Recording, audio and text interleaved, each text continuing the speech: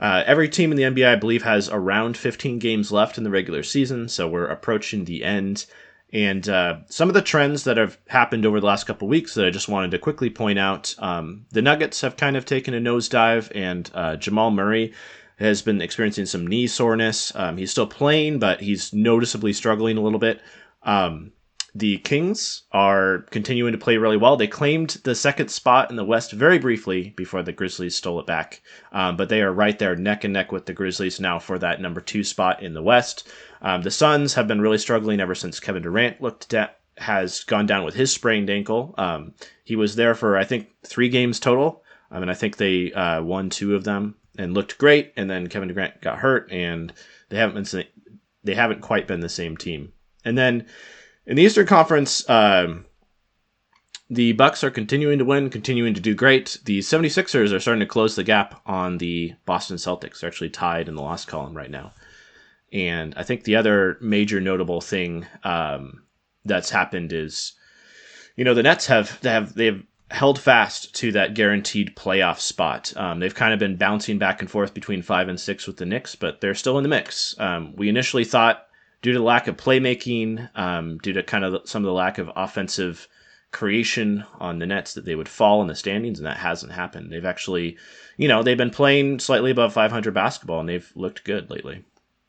I mean, give yourself credit. You believe the Nets would hang on to their playoff spot, and I thought they would fall into the play-in, so I can't take too much credit. Yeah, I mean, if Miami could Miami's been so bad, sneaky bad lately. Miami's like the opposite of like the Thunder, or the Thunder and the Raptors have had like positive net ratings all season.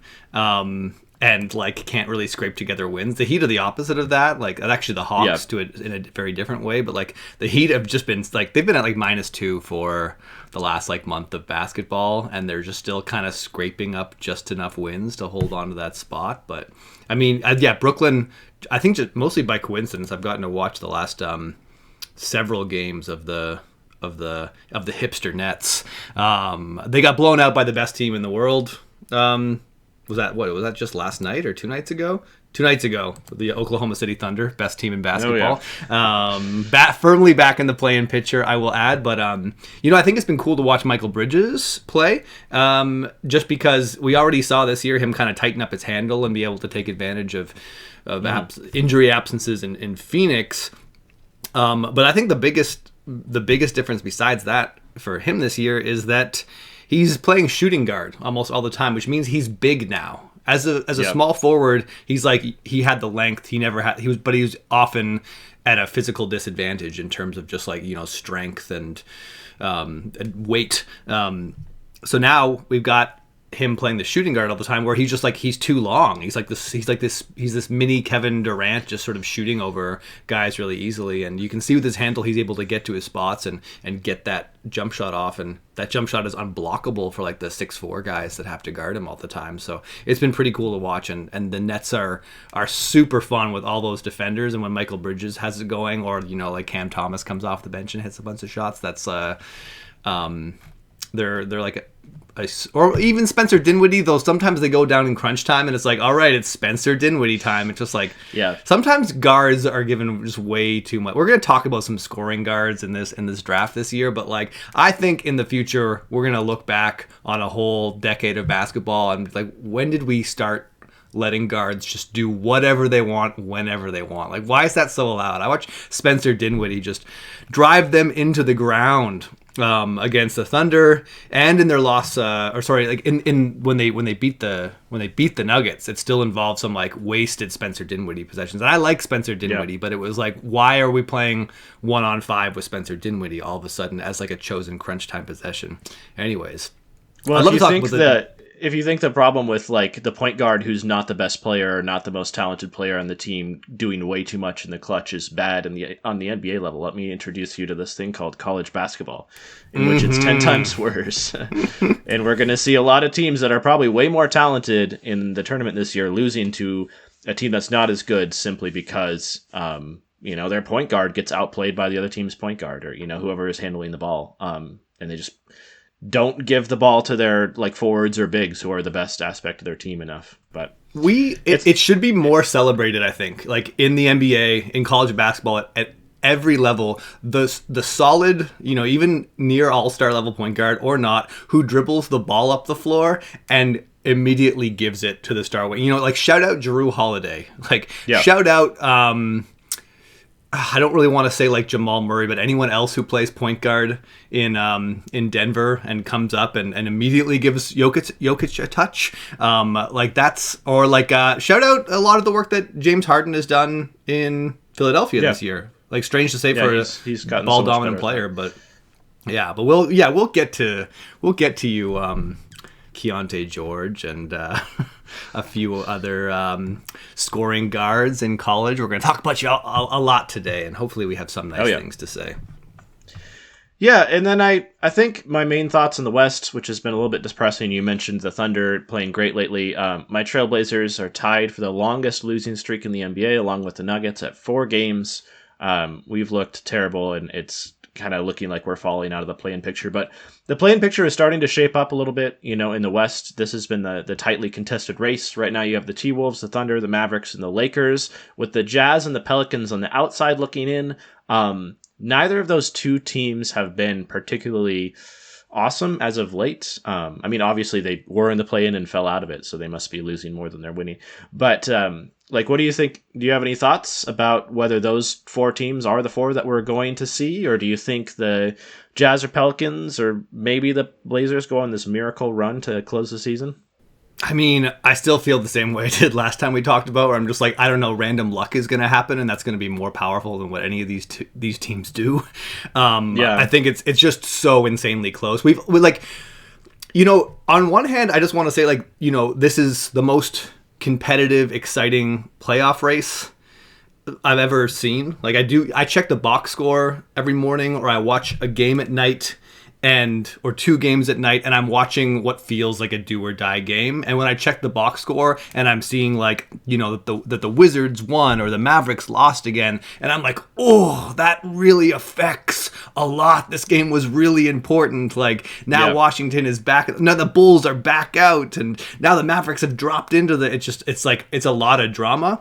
At the same time, there's like for the people who aren't enjoying this or don't like the parody or just like to complain, like we talked about last week as well, the injuries and the way that some of these teams are playing, it does kind of feel like there's parity, because a lot of teams that were supposed to be amazing are decidedly mediocre. The Warriors can't win on the road, which is just like, regardless of Andrew Wiggins, like this Warriors team just like looks like a championship team at home, and then just like can lose to the Houston Rockets on the road. The Clippers are officially done playing defense. Like they've given up on that. It's like Russell Westbrook and Marcus Morris and slow Kawhi, getting his breather in, and like playing a big man full time, because they're not utilizing any of their small ball center lineups that they became well known for. You got the Dallas Mavericks, who just were like, okay, we don't need defense, we just need a star next to Luka. It's like also done with defense for the year. yeah. It's worse than anyone could have imagined. And they're like, Maxi Kleber coming back is is gonna save everything. Like Maxi Kleber is more of a matchup defender than like a team help defender. So yeah, he can turn off one thing for you, but you guys you're getting assaulted from it's a huge, like, the dam has burst, and Maxi Kleber standing there stopping 12 ounces of water isn't going to do anything about that. It's funny, like I really like the idea of the ounces. Mavericks. It might have to be a little bit more than that. 12 gallons. I understand 12 gallons. The Canadian thing, you don't understand the American measurements. It makes sense. 12 ounces of water is like a glass. Yeah. No, I do know that from I've served a lot of coffee in my days, so okay. 12 ounces of medium coffee. So let's say 12 gallons of water for Maxi Kleber. The Mavericks, they sort of settled into their identity last year of being, we're going to have really great, well-defined roles around Luka Doncic. And I was like, why don't, instead of searching for a second star, you try to upgrade those roles as much as possible? Like Jalen Brunson could have been, arguably better than Kyrie Irving. Just pointing that out. Having having Maxi Kleber and Dorian Finney-Smith and maybe upgrading those as those guys, age out of those roles, or that should be sort of the goal. But now everyone wanted them to get a second star. They got a second star, and now it's kind of all fallen apart because you need to have that infrastructure around your unstoppable scoring for any of that unstoppable scoring to matter. So now it's just sort of like a silly firefight every night, and it's not going in the Mavericks' favor most of the nights. I will say that, I've hinted at this a couple times, but I think the Lakers are just normal and good right now. Like, even with LeBron out, I'm like, this team just kind of has all the ingredients, and if they can sneak up into the playoffs or come out through the play-in thing, I think they might. I hate to say it because I hate the Lakers, but I think this might just be like a legit dangerous team that, the Nuggets or the Grizzlies might have to play in the first round. And like LeBron will come back and like be healthy, and it's going to be, as a Lakers hater, it's going to be a very annoying possible narrative to play out. But I think OKC is the team that I feel the most solid about, and the Lakers might be the team I feel the second most solid about.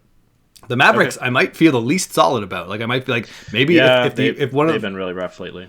Yeah. What if they keep losing games and Utah or the Pelicans just put together one final stand of, like, it doesn't look like either of them are, but I would if Lauri Markkanen goes off on a wild adventure for another couple weeks, like they win 3 straight games or something. Like, I haven't looked at the schedules, but like, it's not out of the question. The Mavericks are officially in danger of just missing the play-in tournament with how they've been playing. Oof. Yeah, it's not unthinkable. And the Mavs just have lost a couple of games because I believe Luka's been out, so that's hurt them. But yeah, that defense is really rough. They have to put on kind of like an incredible offensive display every single night to even have a chance to win. And yeah, the Jazz haven't been great lately. They're playing under 500 basketball, but they are only 1 game behind in the loss column against the Mavs. So if the Mavs continue sliding and losing 3 games for every 1 game that they win, and the Jazz kind of just hold steady on their current pace, there will be a natural passing of the torch there. So that is worrying for the Mavs. I still do have some institutional faith just in Luka and Kyrie. Institutional faith to do what though? To score a lot of points. Tournament. Yeah. They've been doing that. To put on a Herculean effort and ensure they at least get the 9 or 10 seed. Do I think this team's going to do anything in the playoffs? No, definitely not. But I do imagine they'll at least make the play-in, and I would hate to be whoever matches up against them in the play-in. I will say that. I wouldn't. I'd be like, oh, I get this mega soft defense, so I'm gonna give my best offensive performance every night. It just feels like no matter who they're playing, like that team. Every team is so good at offense. You really have to have some level of defense to counter the great offense in the NBA right now. I know that the casual fan will be like, it's all offense. It's like, yes, and that makes defense matter so much more. Because what the Mavericks are finding out is that every single team is capable of murdering a bad defense. And not just playing a little bit better. If you bring a bad defense against 90% of the NBA, the team can just go off for 130. So it doesn't matter that you scored 124 points and had a 129 offensive rating or something like that. They're just getting Indiana put up a 124, and then the Lakers were a defensive minded team were still able to outscore them. Philly put 133 on them. Phoenix put 130. It's a lot. I guess I'll say this. I maybe wouldn't be as worried for a team like the Thunder going up against the Mavs in the play-in that have a really cohesive, consistent offensive system. But I'd be worried if I was a team like the Lakers, who, yes, have been playing pretty well as of late. And yes, Anthony Davis is going to probably have a huge game against their weak interior. But that offense is so reliant on D'Angelo Russell staying incredibly hot from mid-range. They play a lot of guys who aren't necessarily super awesome outside shooters. There's at least a possibility there of if your players are going to get shots, but you don't necessarily have the level of shooters to, rely on those going in at the rate that you'd hope them to go in at. Yeah. I like the Timberwolves right now. I actually do. It's a rare spot.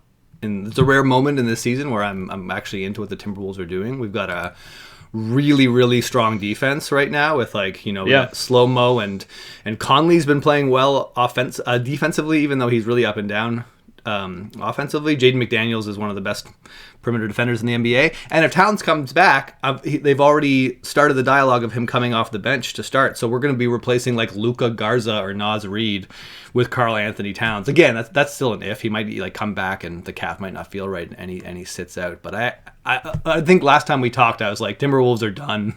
We had just lost like the Hornets at home, and I'm like, just I was congratulating Utah on getting our lottery pick this year, but I feel it's been an up and down journey all year. But I do really like this 5-man unit and what different players are bringing off the bench. So I think there's a reasonable chance they escape the play-in altogether, especially with the way that the Clippers have just won 3 straight, but like aren't looking good. I don't know. It's like I think it's most likely that the Timberwolves end up in the top half of the play-in bracket. But I want to quickly. Yeah. If you have anything to say about the Timberwolves, we want to jump over to the East and then dive into our mock draft.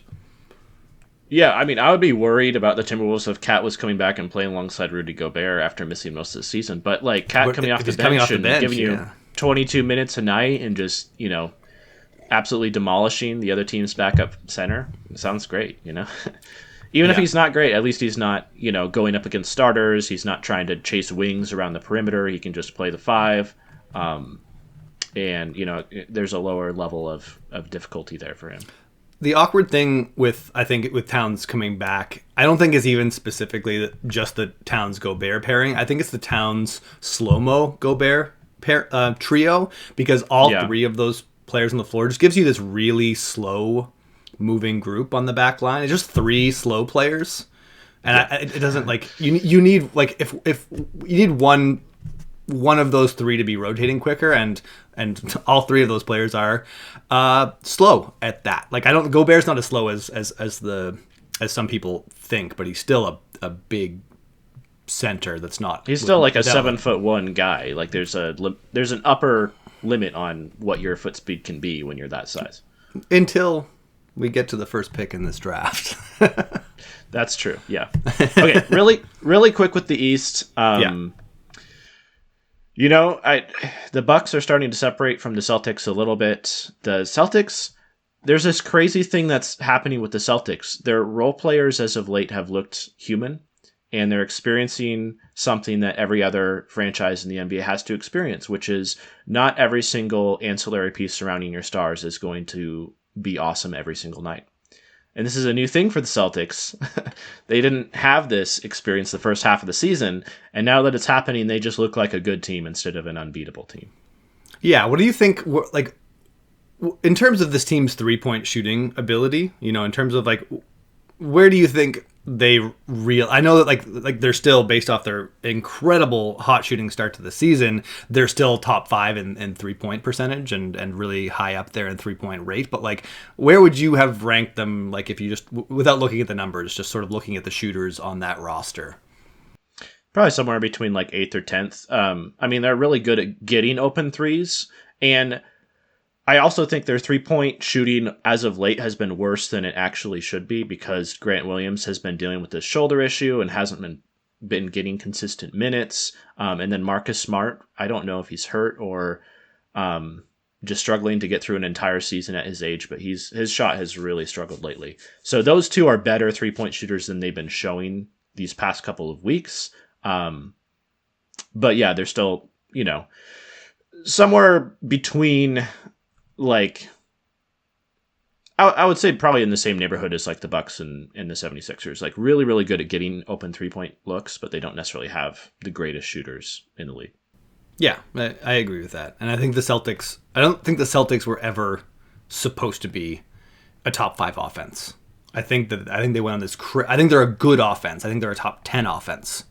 But they got this artificial boost at the beginning, and every Celtics fan was like, this is actually normal and expected, and everyone is a hater for saying that we're not going to do this all year. I'm like, and now we're seeing a bit of a regression to the mean. I don't think Celtics fans should be upset about it. I hear people being like, Joe Mazzulla's trash, fire him, bring back Ime Udoka. It's like, you have a better offensive system than you did last year. It's going to produce better results in the playoffs. You're going to be able to generate those open threes. Jason Tatum has a lot more space to sort of attack the rim, and that brings him to another level offensively. But I think the Celtics team forgot, like, about your identity is still supposed to be like on defense. So you're still supposed to be like, you put out Al Horford and Time Lord and all these big wings and these huge guards and just, absolutely smother and bully teams all year. Robert Williams has been out with a minor hamstring injury, and they're not on fire from three, and so they're human, and that's fine, because if they get Robert Williams back healthy for the playoffs, they're going to be superhuman on defense, and their offense is going to be good. And that still makes them. I think of the Celtics as the team with the least holes in the NBA, like just the most solid. I don't think of them as having a whole, any one super elite thing that stands out from other teams. I just think they're like a B+ at everything, or like an A to A- at basically everything. And they have so many different ingredients. I would say their defense is pretty elite when Robert Williams is healthy and on the floor. But, he's missed half the year, and the Celtics are still top 4 in defense, despite having their best defensive player, A, not play super heavy minutes when he is healthy, and B, miss half the season. So that speaks to a pretty elite defense that's hidden under there, and one that's still very solid even when he's not on the floor. Yeah.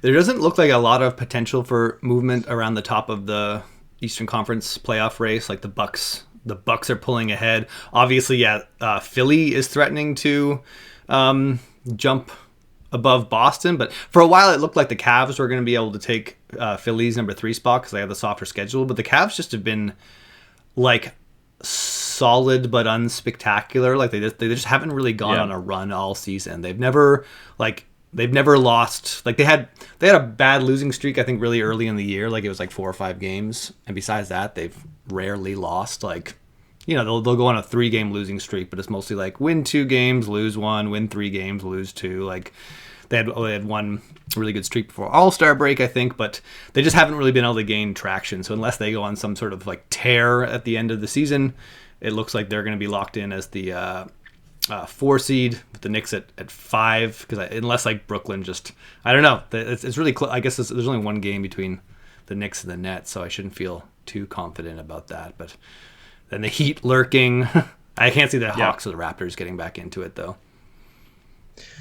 Yeah, no, I think top 4 in the East are pretty set. The way Philly is trending and the way Boston is trending, if those continue, I think we can expect Philly to finish as the 2 seed and Boston as the 3. But if Boston can stay healthy, I still view them as one of the top 2 teams in the Eastern Conference. Yeah.